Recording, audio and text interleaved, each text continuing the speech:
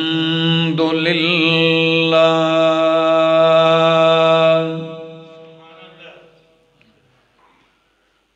الحمد للہ رب العالمین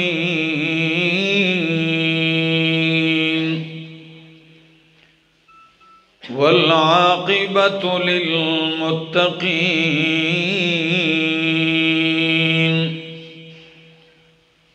والصلاة والسلام على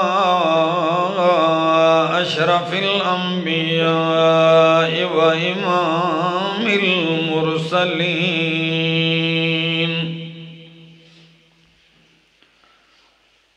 وعلى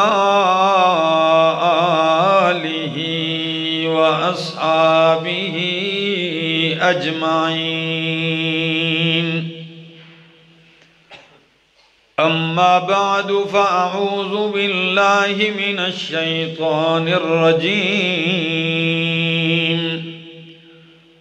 بسم الله الرحمن الرحيم فرح المخلفون بمقعدهم خلاف رسول الله وَكَرِهُوا أَن يُجَاهِدُوا بِأَمْوَالِهِمْ وَأَنفُسِهِمْ فِي سَبِيلِ اللَّهِ وَقَالُوا لَا تَنْفِرُوا فِي الْحَرِّ قُلْ نَارُ جَهَنَّمَ أَشَدُّ حَرًّا لو كانوا يفقهون فليضحكوا قليلا وليبكوا كثيرا جزاء بما كانوا يكسبون سبحان ربك رب العزة عما يصفون وسلام على المرسلين والحمد لله رب العالمين۔ انتہائی قابل عزت، قابل احترام، ذی قدر بزرگوں، بھائیوں، عزیزوں، نوجوان ساتھیوں، السلام علیکم۔ دعا اور التجا ہے دربار الہی کے اندر اللہ مجھے حق سچ کہہ سکنے، سمجھا سکنے کی توفیق نصیب فرمائے، اور بعد ازاں مجھے اور آپ سب کو اللہ عمل کی بھی توفیق نصیب فرمائے۔ یہ اسلامی مہینہ جو رواں دواں ہے، اس کا نام کیا ہے؟ رجب المرجب۔ یہ اسلامی جو مہینہ ہے یہ ہے رجب۔ اسی مہینے کی مناسبت سے تاریخ اسلام کا ایک عظیم معرکہ آپ کے سامنے ذکر کروں گا، جو سن 9 ہجری کو اسی رجب کے مہینے میں رونما ہوا، اور اس غزوے کا نام ہے غزوہ تبوک۔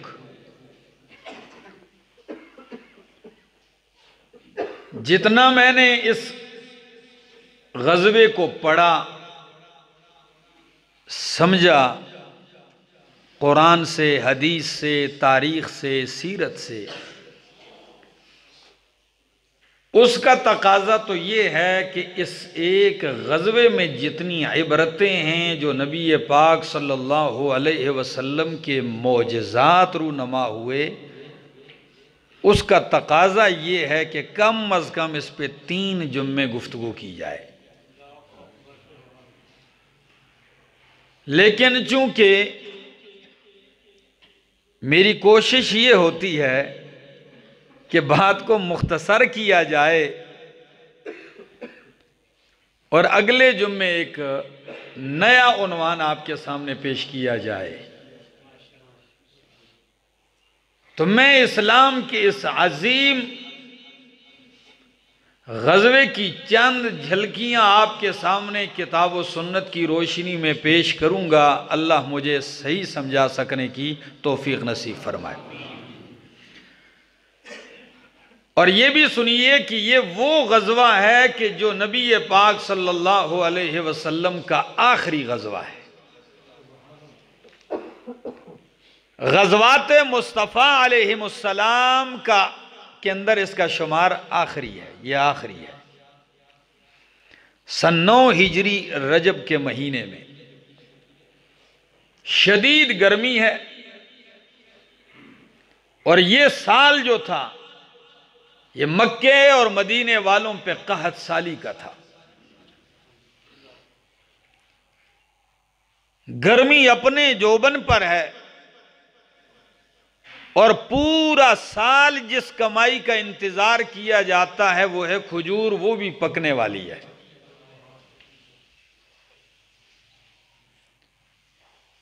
ادھر شام کے راستے سے تجارتی لوگ جو آتے تھے، انہوں نے نبی پاک صلی اللہ علیہ وسلم کو اطلاع دی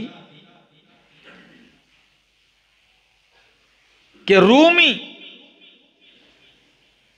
ریاست مدینہ پہ حملہ کرنا چاہتے ہیں اور اسلامی مملکت کو تہس نہس کرنا چاہتے ہیں، اور انہوں نے اپنے ساتھ عرب کے بہت سارے قبائل کو بھی ملا لیا ہے۔ ایک بہت بڑا لشکر تیار ہو رہا ہے۔ قربان جاؤں نبی پاک صلی اللہ علیہ وسلم، اگر آپ کے فیصلوں کو دیکھا جائے تو آپ کائنات کے سب سے بڑے جج معلوم ہوتے ہیں، اور اگر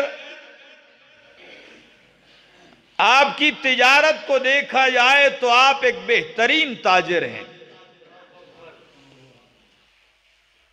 اور اگر آپ کی جنگی کیفیات کا ذکر کیا جائے تو آپ بہترین سپہ سالار نظر آتے ہیں۔ جس ادا سے میرے پیغمبر کو دیکھو گے کائنات میں سب سے ممتاز پاؤ گے، جس انداز سے بھی دیکھو۔ اب آپ کی حکمت عملی کہ اگر وہ حملہ کریں اور ہمارے شہروں میں گھسیں، عورتوں کی بے عزتی ہو، گھر پامال ہوں، تو اس سے بہتر ہے کہ ہم مدینے سے باہر نکل کر ان کو وہیں جا کے ان کا مقابلہ کریں، مدینے تک وہ پہنچ ہی نہ سکیں۔ اور جتنے بھی غزوات نبی پاک صلی اللہ علیہ وسلم کے ہوئے، آپ صرف اتنا اعلان کرتے میرے صحابہ تیاری کرو چلنا ہے، یہ نہیں بتلاتے تھے کدھر چلنا ہے۔ راز یہ ہوتا تھا کہ کسی کو پتہ نہ چلے۔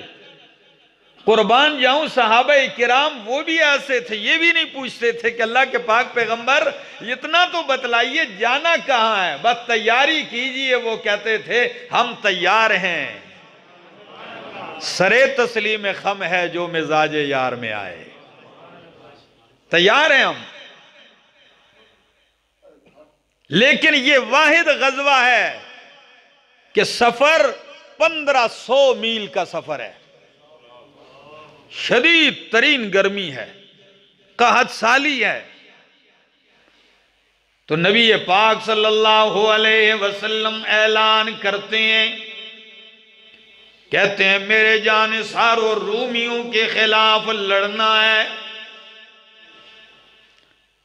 بہت بڑے لشکر سے تمہارا مقابلہ ہونا ہے، تیاری کر لیجئے۔ ایک یہ اعلان سب کو متنبع کر دیا۔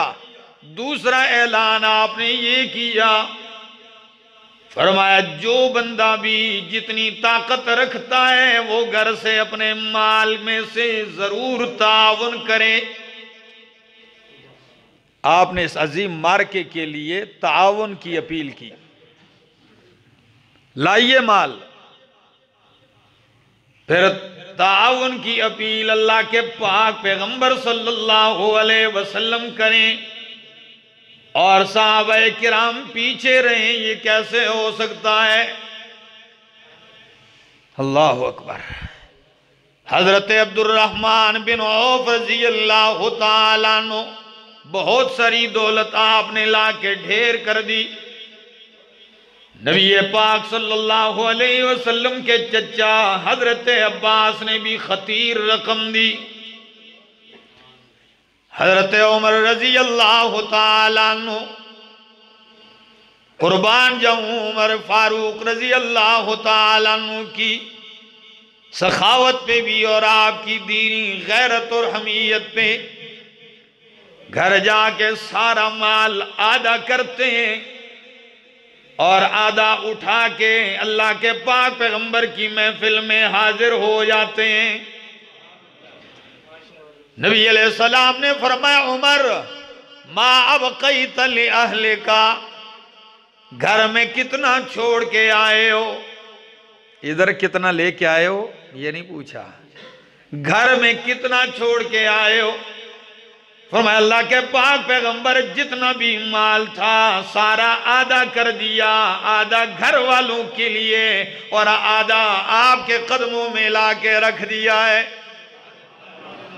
اور دل میں یہ آج سوچ رہے عمر کہ آج ابو بکر صدیق سے آگے بڑھنے کا مقام ہے، آج صدیق اکبر سے نمبر لے جانے کا موقع ہے، آج جتنا میں لایا ہوں شاید کوئی نہ لا سکے، یہ موقع آپ نے غنیمت جانا۔ لیکن چند لمحے جب گزرتے ہیں، یار غار ابو بکر صدیق رضی اللہ تعالیٰ عنہ گٹھڑی اٹھائے ہوئے آ جاتے ہیں۔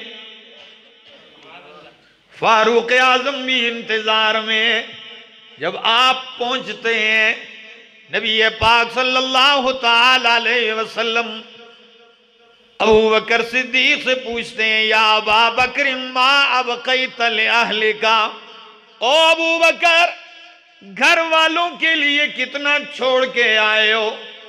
قربان جاؤں گھر والوں کا خیال تو سارے ہی رکھتے ہیں، ہر بندے کو گھر کا خیال، بچوں کا، بیوی کا، اولاد کا خیال ہوتا ہے، لیکن یہ ایسا جیالہ ہے ابو بکر صدیق کہ وہ ان سوچوں سے ماورا تھے، وہ ان فکروں سے ماورا تھے۔ برجستہ کہنے لگے اللہ کے پاک پیغمبر جو کچھ بھی تھا وہ لا کے آپ کے قدموں میں رکھ دیا، گھر میں صرف اللہ اور اس کے رسول کا نام چھوڑ کے آیا ہوں، کچھ بھی نہیں چھوڑ۔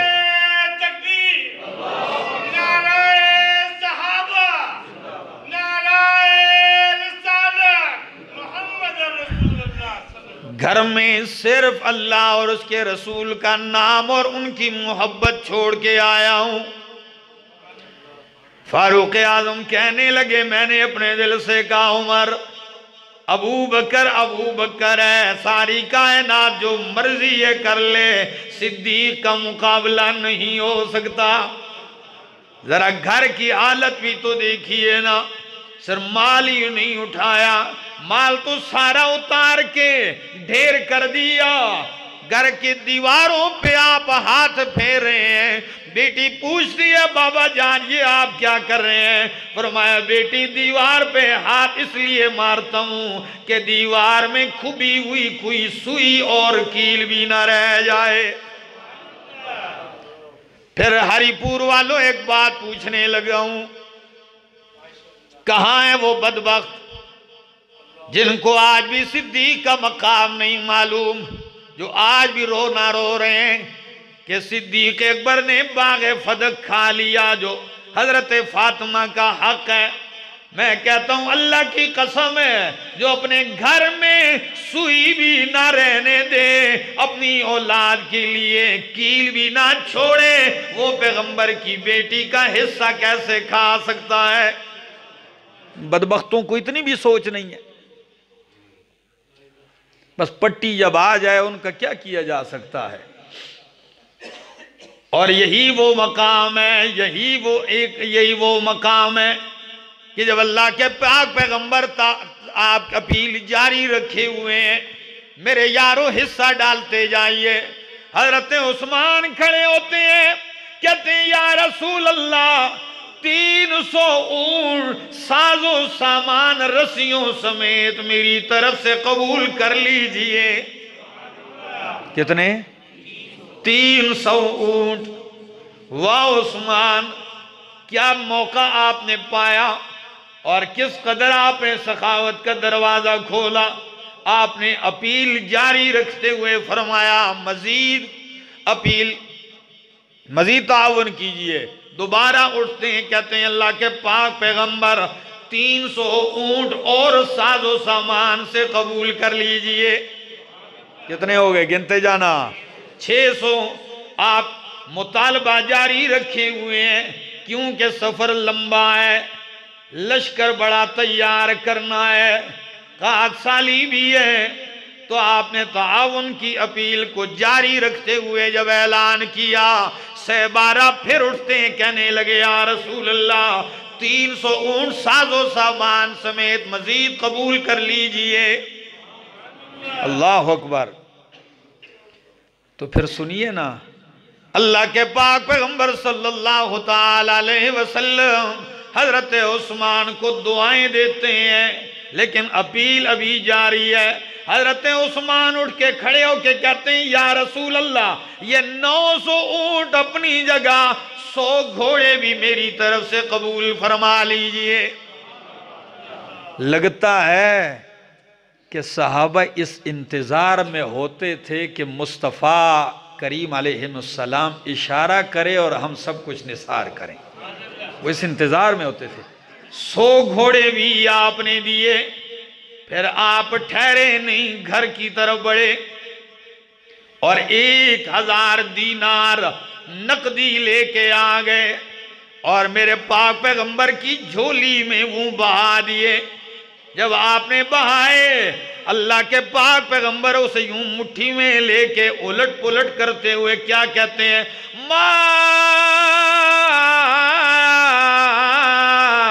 ذرہ عثمانہ ما عمل بعد اليوم، آج کے بعد عثمان کوئی بھی عمل نہ کرے، کوئی پرواہ نہیں۔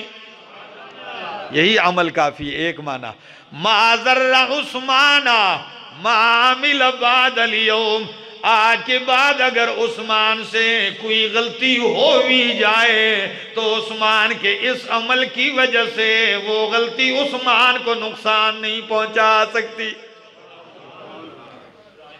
اللہ اکبر، کیا شان ہے، کیا مقام ہے، کیا رتبہ ہے، اور یہی وہ مقام ہے، یہی 9 ہجری ہے۔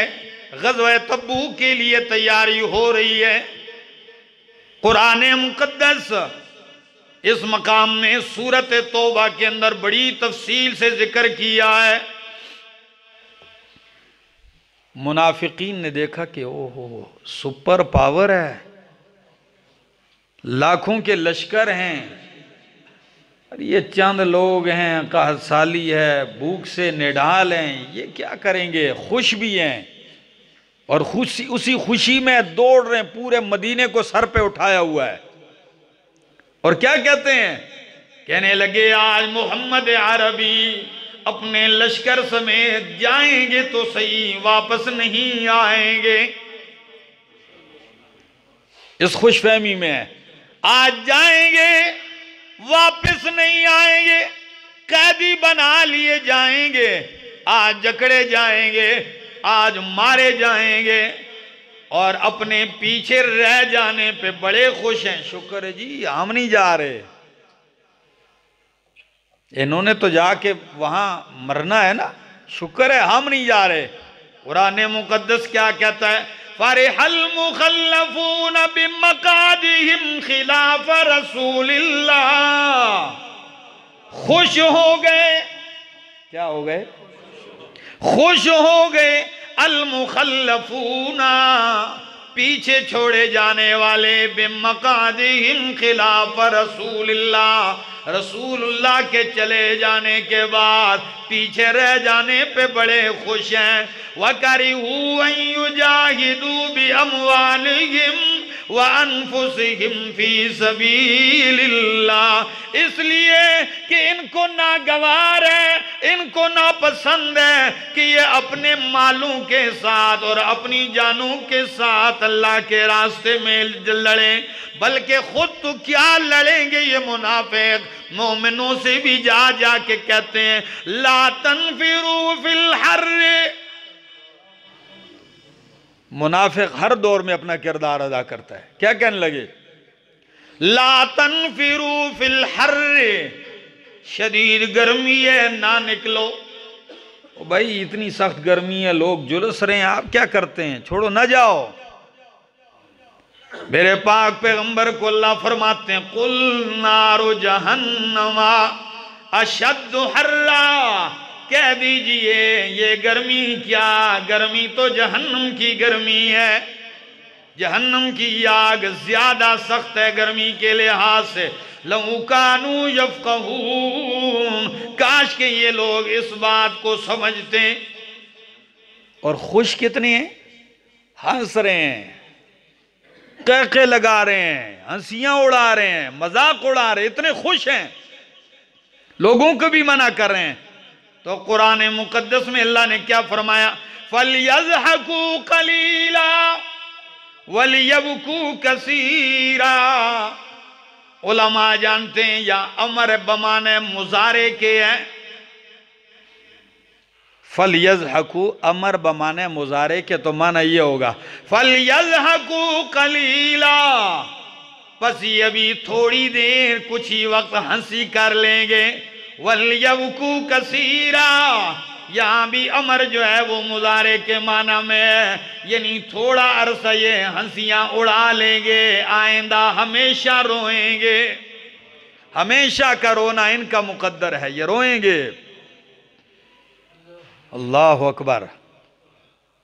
اور یہی وہ مقام ہے کہ ایک صحابی ہیں ابو عفیل رضی اللہ تعالیٰ عنہ، سیرت نے لکھا ہے، اللہ، ابو عفیل انصاری رضی اللہ تعالیٰ عنہ یہ 2 شیر چھوارے لے کے نبی کریم کے پاس آ گئے۔ لڑنا سپر پاور سے ہے، اور کتنا لے کے آئے؟ 2 شیر چھوارے لے کے آئے۔ نبی پاک صلی اللہ تعالیٰ علیہ وسلم نے پوچھ لیا مسکراتے ہوئے ابو عفیل کتنا لائے ہو، کتنا چھوڑا ہے؟ کہنے لگے اللہ کے پاک پیغمبر گھر میں کچھ بھی نہیں تھا، کچھ بھی نہیں تھا، ساری رات میں نے مزدوری کی ہے اور 4 سیر کھجوریں مزدوری پائی ہے، 2 سیر بیوی کے پاس چھوڑ کے آیا ہوں، 2 سیر آپ کے قدموں میں پیش کر دیے۔ گزشتہ ساری رات کی مزدوری میں نے آپ کے قدموں میں لا کے پھینک دیے۔ نبی علیہ السلام اتنے خوش ہوئے، فرمایا اٹھاؤ ان کی وہ کھجوریں، چھوارے اٹھاؤ ان کے، اٹھائے، فرمایا جتنا مال کا ڈھیر ہے نا یہ سب کے اوپر بکھیر دو۔ اللہ اکبر۔ یہ نہیں دیکھنا کتنا لے کے آیا ہے، یہ دیکھنا کہ چھوڑا کتنا ہے، ڈال دو اس مال کے اوپر بکھیر دو۔ اللہ اکبر۔ اللہ کے پاک پیغمبر صلی اللہ تعالی علیہ وسلم روانہ ہو گئے، ثنیۃ الوداع تک پہنچتے ہیں، لشکر کا جائزہ لیا جا رہا ہے، 30,000 کا لشکر ہے، کتنا؟ 30,000 کا لشکر ہے میرے پاک پیغمبر صلی اللہ تعالی علیہ وسلم کے ساتھ۔ ذرا قرآن مقدس کا انداز بھی آپ دیکھنا، جب چلتے ہیں یہ وہ موقع ہے کہ نبی پاک صلی اللہ علیہ وسلم کے ایسے بھی 7-8 صحابہ تھے کہ جن کے پاس کچھ بھی نہیں تھا، نہ مال تھا نہ سواری تھی، وہ آ گئے جب آئے اللہ کے پاک پیغمبر صلی اللہ تعالی علیہ وسلم کی محفل میں آ گئے، اور آئے کس لیے؟ اللہ، ذرا میں قرآن کی آیت پڑھتا ہوں، آپ سنیے گا اور لطف اٹھائیے، کیا شان ہے۔ آگے اللہ کے پاک پیغمبر صلی اللہ تعالی علیہ وسلم کے پاس کہنے لگے، اللہ کے پاک پیغمبر سواریاں دیجئے، ہم جانے کو تیار ہیں آپ کے پاس۔ تو اللہ کے پاک پیغمبر صلی اللہ تعالی علیہ وسلم نے جواباً فرمایا، لا اجدو، میں نہیں پاتا، میرے پاس سواری نہیں ہے کہ جس پہ میں آپ لوگوں کو سوار کروں۔ سواری نہیں ہے میرے پاس، نہ ان کے پاس مال ہے نہ سواری ہے۔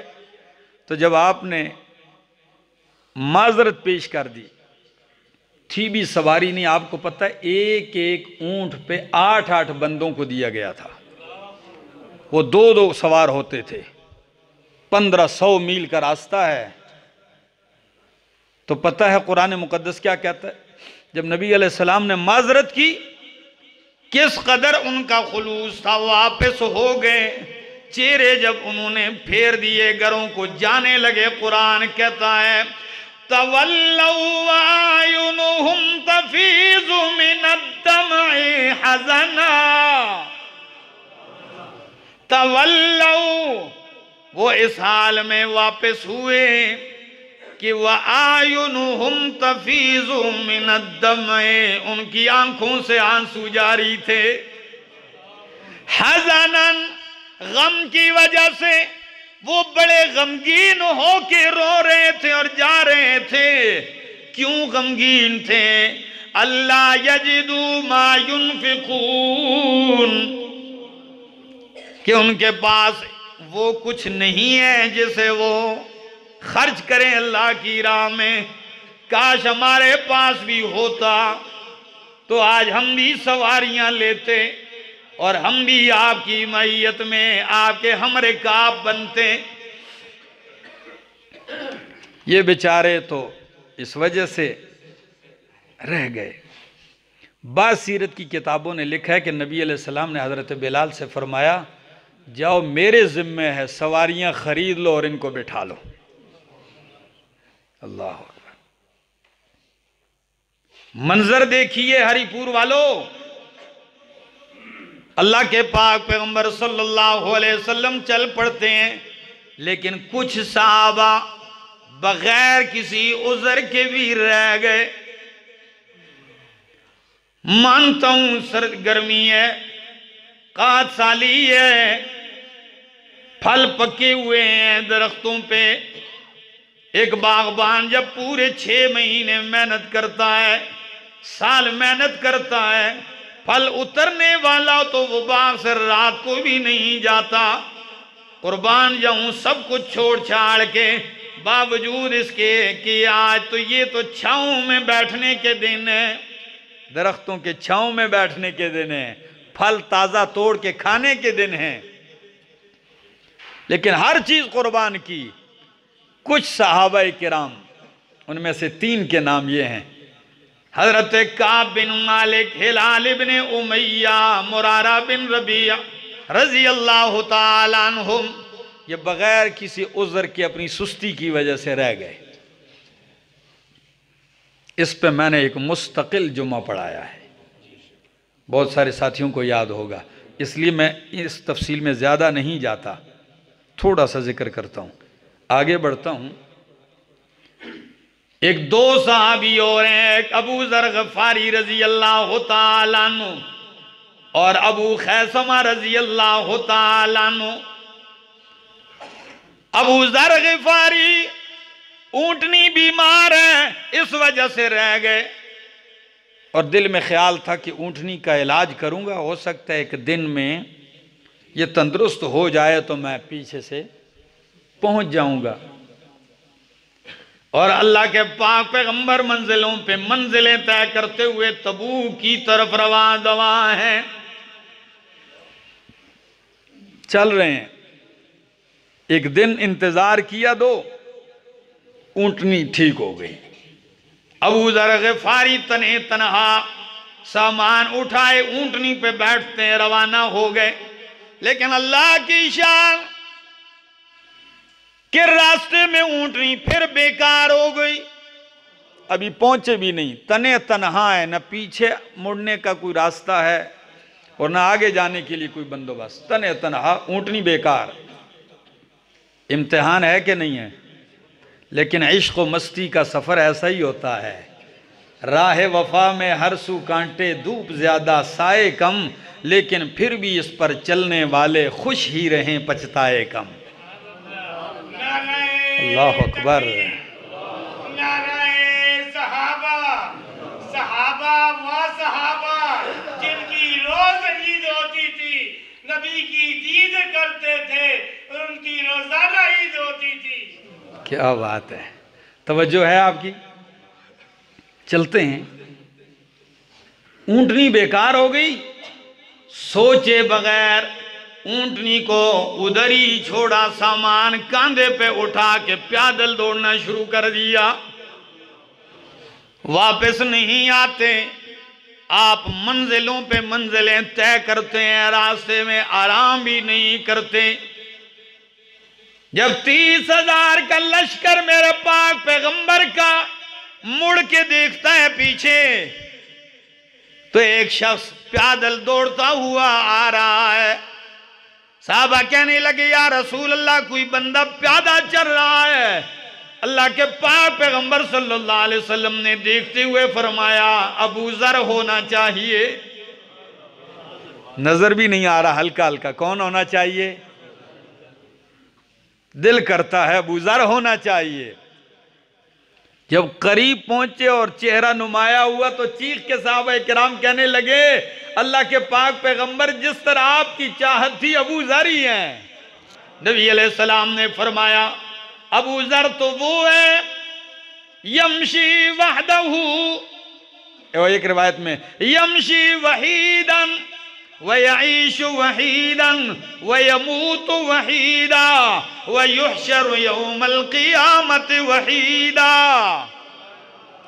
ابو ذر تو ابو ذر ہے، اکیلے چل رہا ہے، اکیلے زندگی گزارے گا، اکیلے ہی جہاں میں شہادت نوش کرے گا اور اکیلا ہی اٹھایا جائے گا۔ واہ ابو ذر، واہ ابو ذر۔ پہنچتے ہیں، تھکاوٹ اتنی ہے، پیاس سے منہ خشک ہو رہا ہے۔ جب انہیں پانی پلایا گیا اور حالت بحال ہوئی، نبی علیہ السلام نے پوچھا ابو ذر کیا ہو گیا؟ فرمایا یا رسول اللہ صلی اللہ علیہ وسلم اونٹنی بیمار ہو گئی تھی۔ فرمایا پھر؟ کہا آدھے راستے میں چھوڑ کے پیدل آ گیا ہوں۔ پتہ ہے دل کیسے جیتے جاتے ہیں؟ یہ آپ ہی سوچ کے سمجھ سکتے ہیں کہ اس وقت نبی علیہ السلام کتنے خوش ہوئے ہوں گے ان پر۔ اور آپ کو پتہ ہے نبی کی دل کی خوشی یہ کسی کے حق میں آ جائے نا تو دونوں جہانوں کی دولت سے بڑھ کر ہے۔ اسی خوشی کے لیے تو وہ سارے مر مٹنے والے تھے نا۔ ایک صحابی کی ایک جھلک اور بتانے لگا ہوں۔ ایک صحابی ہیں ابو خثیمہ رضی اللہ تعالیٰ عنہ۔ ابو خیثمہ 2 بیویاں ہیں ان کی، کتنی؟ یہاں ایک بات کر دوں جی، علماء نے لکھا ہے کہ صحابہ کرام رضوان اللہ تعالی علیہم اجمعین میں سے وہ صحابہ جو شادی سے پہلے وفات پا گئے وہ الگ، وہ صحابہ جنہوں نے پہلی شادی کی اور شادی کرتے ہی جام شہادت نوش کیے میدان میں، یہ الگ۔ ان کے علاوہ میرے مصطفیٰ کا کوئی صحابی ایسا نہیں ہے جس نے ایک شادی کی ہو، سب نے 2-2 3-3 4-4 شادیاں کی ہیں۔ ابو خیثمہ رضی اللہ تعالیٰ عنہ کی 2 بیویاں ہیں، خوبصورت، اور گھر کی زندگی بڑی خوشگوار ہے۔ لیکن آپ کو ایک بات یہ بھی بتاؤں، ان باتوں سے یہ مرد بڑے خوش ہوتے رہتے ہیں نا، ٹھیک ہے نا، لیکن یہ بات بھی ہے جو 5 نمازیں بھی نہیں پڑھتا نا تو 4 بیویوں کو سن کے وہ بھی خوش ہوتا ہے. جی اسلام نے اجازت دی. میں نے کہا ادھر اجازت ہی دی ہے، فرض آپ پر نہیں کیا. جو چیز فرض کی ہے اس کی طرف نہیں کہتا کہ خیر ہے میں اٹھ جاؤں یہ فرض ہے. تو یہ ذہن میں رہے. توجہ، نبی پاک صلی اللہ علیہ وسلم کے صحابی ہیں ابو خیثمہ رضی اللہ تعالیٰ عنہ، 2 بیویوں کے خاوند ہیں، حسین بیویاں، پیار کا ماحول ہے. کہتے ہیں گھر آیا، بیویاں اتنی وفادار ہیں کہ گرمی جوبن پہ ہے، گرمی جوبن پہ ہے. تو دونوں بیویوں نے کہا خاوند آئے گا، گرمی لگے گی. فوراً باغ میں ان کے آرام کے لیے جگہ بنائی اور ایک چھپر سا بنایا اور اس کو اوپر سے پانی پھینک کے اس کو تر کیا، کھجوروں کے پتوں کو، اور تازہ پکی کھجوریں رکھ دیں.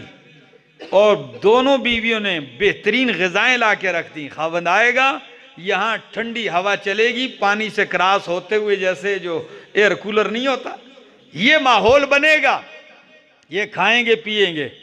جیسے ہی ابو خیثمہ تشریف لاتے ہیں، جب اس پرسکون ماحول کو گرمی سے ترسے ہوئے دیکھتے ہیں، بیویاں کھڑی ہیں انتظار میں، جگہ ایسی بنی ہوئی ہے شانہ. بس دل میں یہ ایک دم چوٹ لگ گئی اور خیال آ گیا. کہنے لگے اللہ کی قسم ہے بیویوں، تم نے جو جگہ تیار کی ہے ایک لمحے کے لیے ادھر نہیں بیٹھوں گا اور تمہاری پکائی ہوئی یہ بہترین غذا چکھوں گا بھی نہیں، اس لیے کہ دل نے کہہ دیا ہے تو یہاں مزے کرے گا، بیویوں کے پاس بیٹھ کے کھائے گا. خدا جانے اللہ کے محبوب پہ کیا گزرتی ہوگی. وہ سفر پر ہیں، ان پہ کیا گزرتی ہوگی. اور آپ ادھر اس ماحول میں قسم اٹھا لی اور فوراً کہنے لگے لاؤ میرا اونٹ، میرا اونٹ لاؤ. تو یہ بات پیش کریں اور بیویاں رکاوٹ بنے، یہ کیسے ہو سکتا ہے. اونٹ پیش کیا، ویسے ہی بھوکے پیاسے پھر چل پڑتے ہیں، چل پڑتے ہیں منزلوں پہ منزلیں طے کرتے ہوئے. اللہ کے پاک پیغمبر صلی اللہ علیہ وسلم دیکھتے ہیں گرد و غبار اڑتی ہوئی نظر آ رہی ہے. فرمایا یا رسول اللہ صلی اللہ علیہ وسلم، کوئی گھڑ سوار ہے یا اونٹ پہ سوار ہے، بڑی تیزی کے ساتھ غبار اڑاتے ہوئے آ رہا ہے ہماری طرف. نبی پاک صلی اللہ علیہ وسلم نے نگاہیں جما کے فرمایا ابو خیثمہ ہونا چاہیے. لگتا ہے یہ رہ گئے تھے لیکن نبی کے دل میں تھے، فلاں ہونا چاہیے. اب نظر نہیں آ رہا دور سے، لیکن جو ہی قریب پہنچتے ہیں سارے کہنے لگے مرحبا. اللہ کے پاک پیغمبر جیسے آپ نے چاہت کا اظہار کیا ویسے ہی نکلا ہے. نبی علیہ السلام کے پاس جب بیٹھے نا تو مسکراتے پوچھا او بھائی کیا ہو گیا، کیوں پیچھے رہ گئے تھے. سچے لوگ تھے نا تو بغیر کسی ہیل و حجت کے پوری کہانی سنا دی.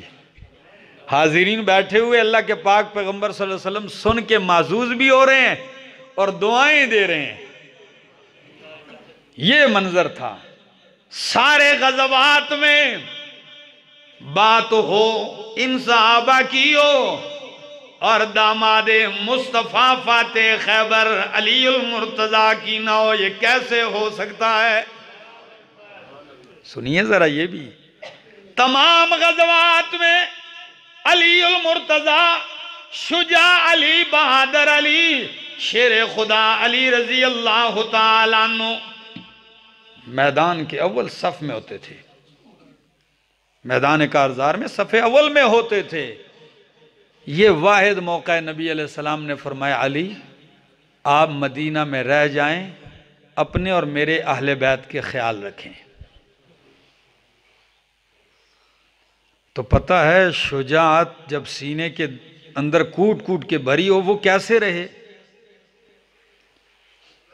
اب سیرت نے ایک عجیب بات یہاں لکھی ہے کہ ان کو ٹھہرایا گیا اللہ کے پاک پیغمبر صلی اللہ علیہ وسلم نکل گئے، منافقین کو بڑی تکلیف ہوئی، یہ رہ گئے ہیں، تو تانا دینا شروع کر دیا کہ جی یہ عورتوں میں رہ گئے، بچوں میں رہ گئے، یہ ہو گیا۔ حضرت علی رضی اللہ تعالیٰ عنہ سے گوارا نہ ہوا، اپنے تلوار نکالی، آپ ہی نکل پڑے۔ جب نکل کے پہنچتے ہیں، راستے میں پا لیے، نبی علیہ السلام نے فرمایا ابھی تھوڑا ہی سفر ہوا تھا، علی یہ کیا ہو گیا، آپ تو پیچھے یہاں پہنچ آئے۔ فرمایا اتخلفنی فی النساء والصبیان، اللہ کے پاک پیغمبر کیا آپ مجھے عورتوں اور بچوں میں چھوڑتے ہیں؟ کیا میرا دل نہیں چاہتا کہ میدان کارزار میں شجاعت کے نمایاں کارنامے سر انجام دوں؟ میرا بھی جی چاہتا ہے۔ تو نبی علیہ السلام نے آپ کے دل پہ ایسے ہاتھ رکھا اور پیار سے فرمایا، علی اما ترضا ان تکون منی بمنزلت ہارون من موسیٰ الا انہو لا نبی بعدی۔ او علی، کیا تو اس بات پہ خوش نہیں ہے کہ تو مجھ سے اس مرتبے پہ ہو جس طرح حضرت ہارون موسیٰ علیہ السلام کے بعد مرتبے میں تھے؟ کیا تو اس طرح پسند نہیں کرتا تو مجھ سے بمنزل ہارون کے موسیٰ علیہ السلام سے ہو؟ فرق صرف یہ ہے، فرمایا کہ میرے بعد کوئی نبی نہیں آئے گا۔ ہارون علیہ السلام نبی تھے، آپ نبی نہیں ہیں۔ ایک وضاحت ضروری سمجھتا ہوں، سنیے گا۔ تو حضرت علی رضی اللہ تعالیٰ عنہ نے جب یہ ایک حسین جملے سنے کہ انت منی بمنزلت ہارون من موسیٰ علیہ السلام، تو حضرت علی کہنے لگے یا رسول اللہ صلی اللہ علیہ وسلم رضی تو میں راضی ہوں، میں خوش ہوں۔ ادھر سے پھر واپس آ گئے۔ اب یہاں یہ سچ ہے، یہ حق ہے۔ کچھ لوگوں نے اس بات کو لیا، کہنے لگے دیکھو نبی علیہ السلام نے حضرت علی کو پیچھے اپنا خلیفہ مقرر کیا۔ کیا مقرر کیا؟ خلیفہ مقرر کیا، لہٰذا یہ دلیل ہے کہ نبی کے بعد خلافت علی کا حق تھا، اور باقی صحابہ نے غصب کر کے کس کو دے دیا؟ ابو بکر صدیق رضی اللہ تعالیٰ عنہ کو دے دیا۔ اس بات کی وضاحت سیرت کی کتابوں سے آپ سن لیجئے۔ نبی علیہ السلام نے مدینہ میں اپنا جانشین بنایا تھا سباع بن عرفہ رضی اللہ تعالیٰ عنہ کو۔ اس موقع پر آپ نے کس کو جانشین بنایا تھا؟ سباع بن عرفہ رضی اللہ تعالیٰ عنہ کو مدینہ کے اندر نائب بنایا، اور علی المرتضیٰ رضی اللہ تعالیٰ عنہ کو اپنے اہل بیت کے لیے جانشین بنایا تھا ادھر، کہ آپ ان کی دیکھ بھال کریں۔ ہاں خلافت ایسے ثابت ہوتی ہے، وہ آپ کو بتا دوں، آج پتہ تو چل جائے، یہ واحد میرے نبی کا آخری غزوہ ہے۔ ہر غزوے میں آپ علم کسی کو کبھی کسی کو دیتے تھے، اس غزوے میں نبی علیہ السلام نے علم ابو بکر صدیق کو دیا تھا۔ یہی غزوہ تبوک ہے۔ اللہ گواہ ہے لوگوں، صحابہ کے مابین جج بننے کی کوشش نہ کیجیے۔ صحابہ کرام جس کو جو مقام حاصل ہے ہمیں تسلیم ہے۔ کیا ہے؟ ہمیں تسلیم ہے۔ صحابہ جتنے بھی ہیں ہمارے ایمان کا حصہ ہیں، چاہے جس نے میرے نبی کو ایک دفعہ بھی حالت ایمان میں دیکھا اور اس پہ خاتمہ ہوا ہو، وہ ہمارے ایمان کا حصہ ہے، وہ امت کے لیے معیار حق ہے۔ اللہ اکبر۔ غزوے پہ چل رہے ہیں، جب آپ پہنچتے ہیں ادھر روم والوں کو پتا چلا کہ نبی علیہ السلام بہت بڑا لشکر لے کے وہ نکل ہی آئے ہیں، تو جو قبائل ان کے ساتھ ملنے کے چکر میں تھے نا، انہوں نے ادھر ہی برات کا اعلان کر دیا رومیوں سے، اور رومی بھاگ گئے اور صلح اور معاہدے کے لیے بندے بھیج رہے ہیں۔ نبی علیہ السلام 1 مہینے تک یا 20 دن تک آپ نے وہیں قیام کیا، ادھر بیٹھی بہت سارے عرب قبیلوں سے آپ نے معاہدے کیے اور خوشی خوشی رب کی رضا لیتے ہوئے اور رب کی طرف سے یہ انعام پاتے ہوئے وعد اللہ المؤمنین والمؤمنات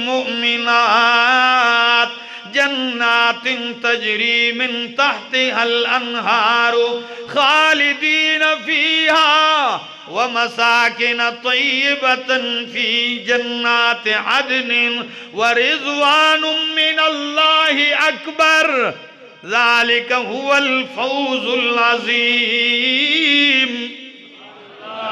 یہ تمغے پا کر صحابہ کرام خوشی خوشی آ رہے ہیں۔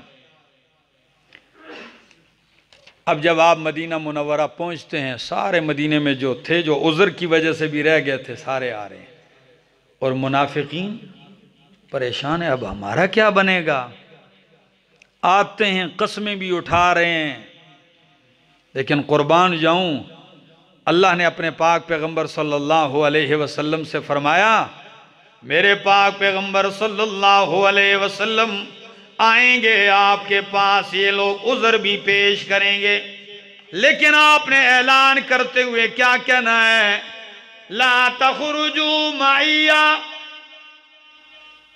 اللہ، لا تخرجوا معی ابدا ولن تقاتلوا معی عدوا، آئندہ میرے ساتھ نہیں جاؤ گے، کبھی بھی نہیں جاؤ گے ایک، اور آئندہ میرے ساتھ مل کر کسی دشمن کا مقابلہ بھی نہیں کرو گے۔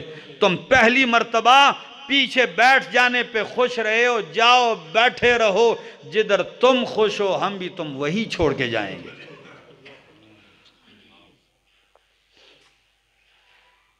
آپ کی نرمی، آپ کا اخلاق اپنی جگہ، لیکن اس میدان میں جب آپ میدان میں اترے، ایک بندہ چھوڑ جائے تو اسے پاس رکھنے کی ضرورت ہے۔ جاؤ بھائی اپنا کام کرو، جو مشکل میں آپ کو چھوڑ جائے۔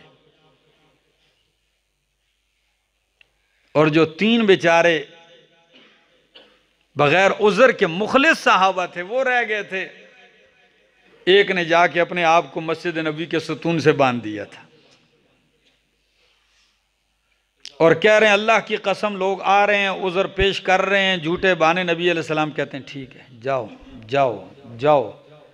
میرے دل نے بھی کہا کہ جھوٹا بڑھ رہا ہے اور مزے سے پلٹ رہا ہے، لیکن دل نے کہا اگر تو جھوٹ کہہ کے وقتی طور پر نبی علیہ السلام کو منا بھی لے، راضی کر بھی لے، رب نہیں چھوڑے گا، رب اطلاع دے دے گا اور ظاہر کر دے گا، پھر کیا بنے گا؟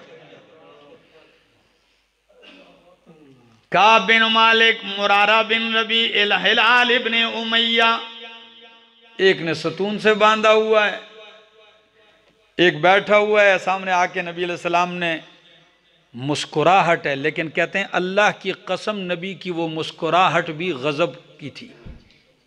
کبھی کبھی بندے کو غصے کی وجہ سے بھی ہنسی آ جاتی ہے، اور بندہ جو راز کا سمجھنے والا وہ سمجھتا ہے۔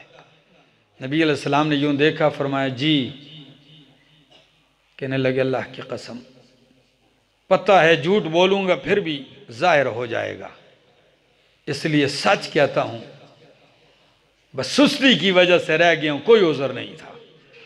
فرمایا جاؤ اٹھو، جاؤ اب فیصلہ اللہ ہی کرے گا۔ چلے گئے، 40 دن گزرنے کو ہیں، سلام کلام بند ہے، گفتگو بند ہے۔ نبی علیہ السلام کے پاس آئیں، آپ چہرہ پھیر لیتے ہیں۔ پھر تو حالت یہاں تک پہنچ گئی کہ کعب بن مالک کہتے ہیں کفار کی طرف سے خطوط بھی آنے لگ گئے کہ مدینہ تم پہ تنگ ہو چکا ہے، ہمارے پاس آ جاؤ۔ پھر تو یہاں تک حالت بڑی کہ بیوی بھی بات کرنا چھوڑ گئی، گھر میں بھی کوئی بات نہیں کرتا کہ اللہ کے پاک پیغمبر ناراض ہیں۔ پتہ ہے ان پہ یہ کیسے دن گزرے ہوں گے؟ کہتے ہیں رو رہے ہیں، رو رہے ہیں، التجائیں ہیں۔ ایک دن آیا، کہتے ہیں کعب بن مالک فجر کی نماز پڑھ کے آیا، اپنے گھر کی چھت پہ بیٹھا ہوں کہ ایک شخص دور دور سے کپڑا ہلاتے ہوئے میری طرف آ رہا ہے اور کہتا ہے کعب بن مالک خوشخبری ہو، تیری توبہ اللہ نے قرآن بنا کے نازل کر دی ہے، اللہ نے تمہاری توبہ قبول کر دی ہے۔